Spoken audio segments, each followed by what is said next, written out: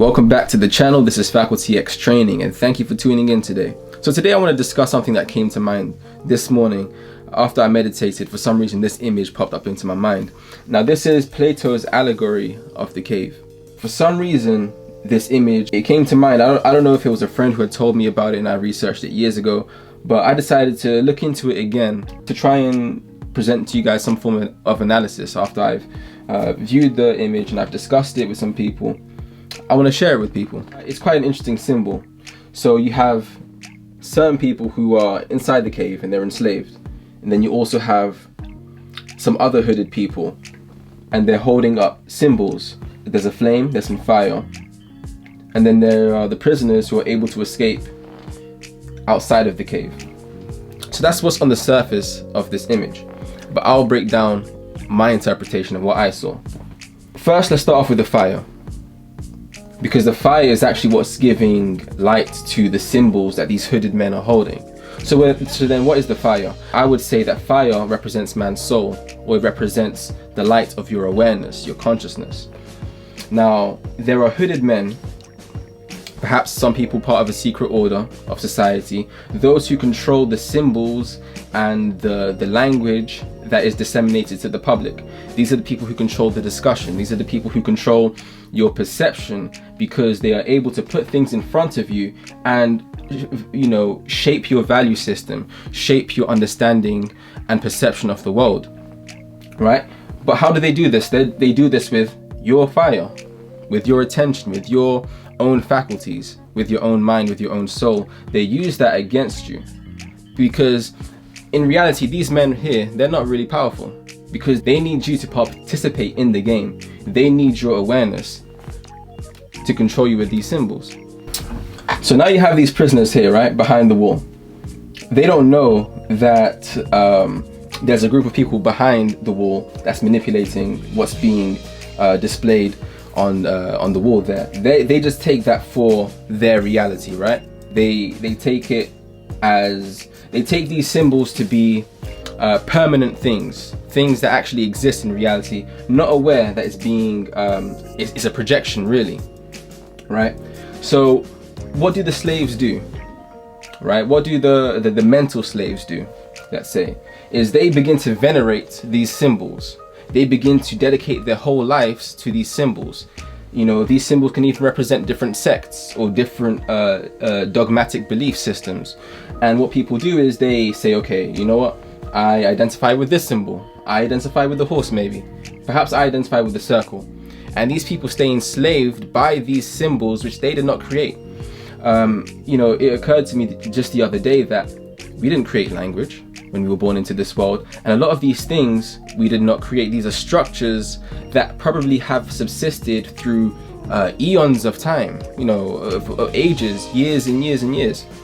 And if we don't analyze these cultural symbols that are presented to us, if we don't analyze what is being pushed, you know, as propaganda in society, then we're always going to remain inside the cave. It's only those who are able to decipher what these symbols are. Those are the people who are able to escape. And what happens? They escape the cave and they become free. You know, they see the real world, and the real world might not be, you know, this, right? So what does this image mean to me? It kind of reminds me of the film, was it The Truman Show, right? Yeah, it reminds me of The Truman Show. And even The Truman Show itself, that's also an allegory of Gnostic ideas. The fact that the world itself is an illusion and you have to break out of it to see the real world, right? So what did I get from viewing this image? And why do I think it's important for you to understand during this time that we're going through? I think this is an important image because it's a reflection of the world, I'd say. It's a reflection of what actually happens in society, right? Your whole value structure, what you deem as valuable, that's a structure that is created by forces that you might not even know of. A man called Edward Bernays, who wrote Propaganda, he writes that propaganda is the conscious and intelligent manipulation of the organized habits and opinions of the masses This is an important element in democratic society. We are governed, our minds molded, our tastes formed, our ideas suggested, largely by men we have never heard of. That's what Edward Bernays said, and he was the guy who wrote Propaganda. He was the man responsible for tobacco and cigarettes being as popular as it is among women, because he was able to connect the symbol of a cigarette, of tobacco, as liberation. You know, for instance, a woman smoking a cigar or a cigarette, she was seen as a free woman, and he was able to link that together with the women's rights movement. Edward Bernays says, "We are governed, our minds molded, our tastes formed, our ideas suggested, largely by men we have never heard of." These hooded men here, right? Who have perhaps a certain level of power over the media, power over technology, right? These are the people who, you know, perhaps are behind all of these things, and they paint us a picture, and we see that picture every single day. We see it in the news. We see that in the newspapers. We see it in billboards. We see it on billboards. We see it in magazines. We see it on our phones on a daily basis. So propaganda then is the idea of manipulation.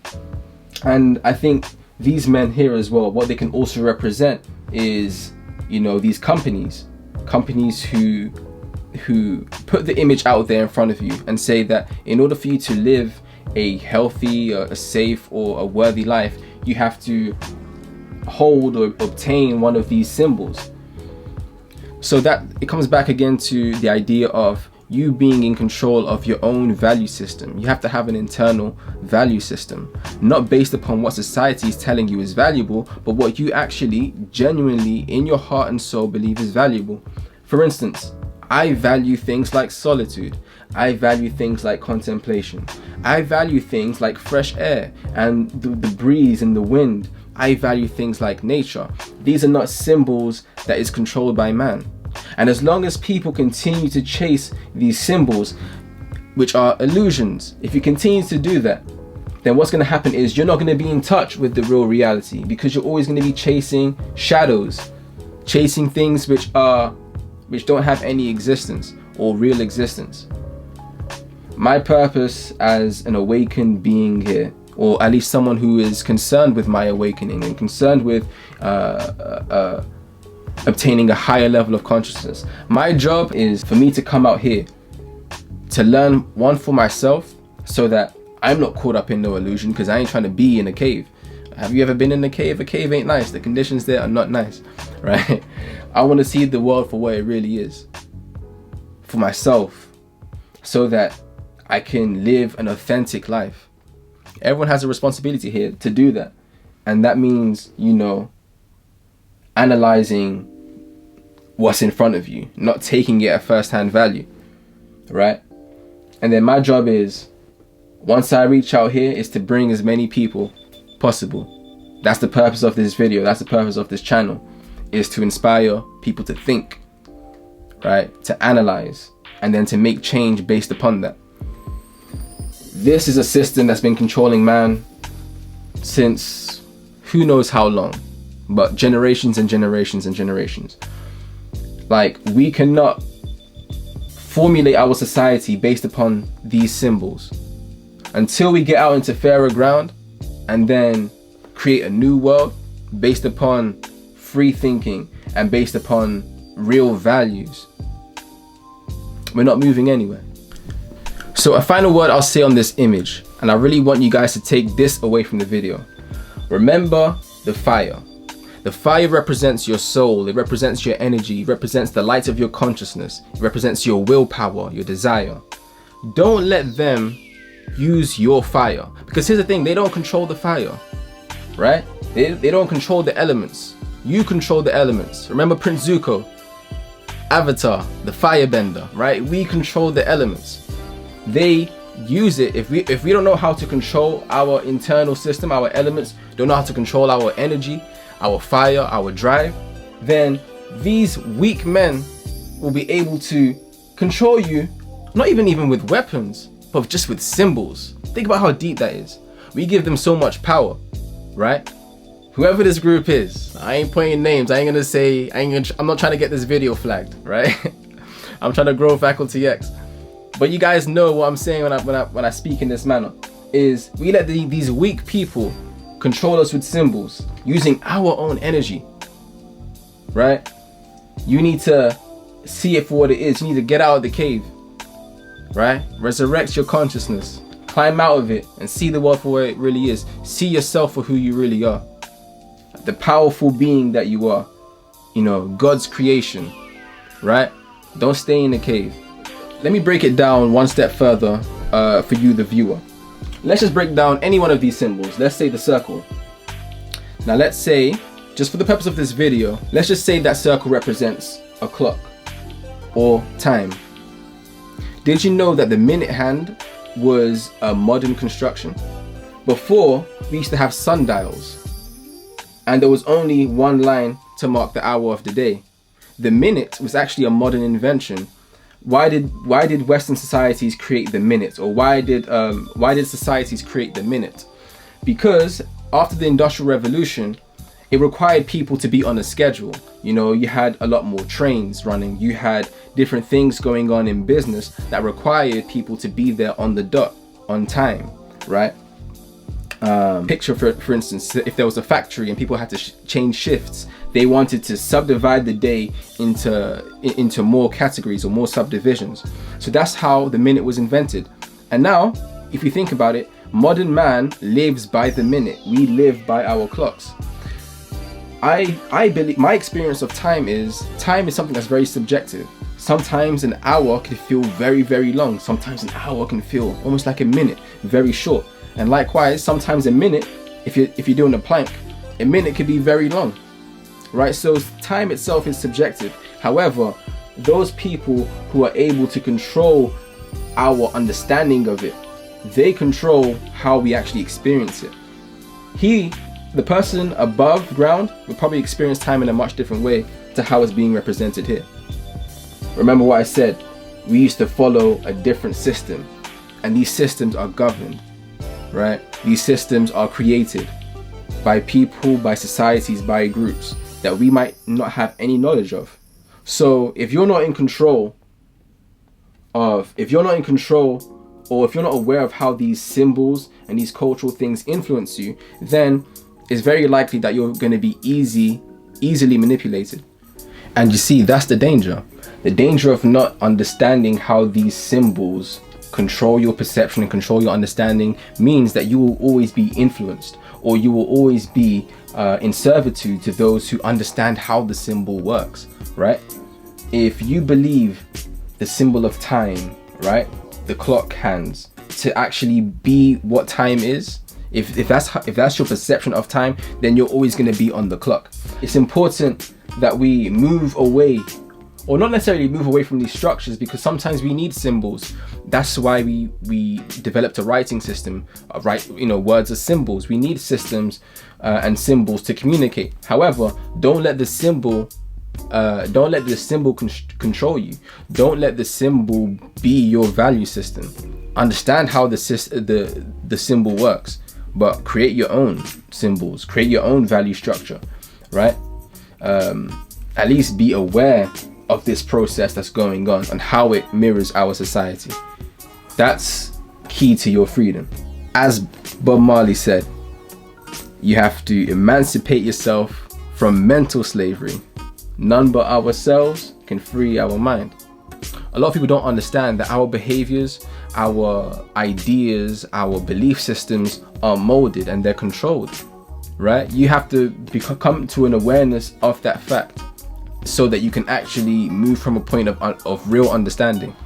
As long as you continue to allow these variables to control your life, and yet you've never analyzed these variables, you've never held them out there and actually interpreted them and deciphered them to see if they actually have any real relevance in your life, or whether it's something to keep you in servitude. If you always accept things at face value, you're always going to be controlled. You have to inform yourself about things. Yeah. So this is a video. I'm not trying to get too deep, but I think this allegory here is an excellent visual representation of what happens in society on so many levels, right? For instance, the hooded people here don't necessarily have to represent a secret society. Sometimes it can represent our own shadow selves, right? If you want to look at it from a Jungian perspective, right?